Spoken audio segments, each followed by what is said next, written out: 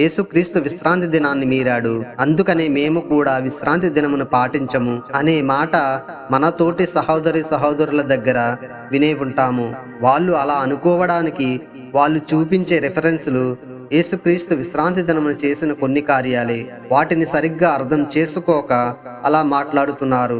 Mark సువార్త 2వ అధ్యాయం 28వ వచనం, మనుష్య కుమారుడు విశ్రాంతి దినమునకును ప్రభువై ఉన్నాడని వారితో చెప్పెను. విశ్రాంతి దినమునకు ప్రభువైన యేసుక్రీస్తు విశ్రాంతి దినాన్ని స్వస్థతలు ఎందుకు చేశాడు? విశ్రాంతి దినాన్ని మీరాను అని చెప్పడానిక? విశ్రాంతి దినమును గణపరచడానిక? విశ్రాంతి దినాన్ని ఎలా ఆచరించాలో చేసి చూపించాడా?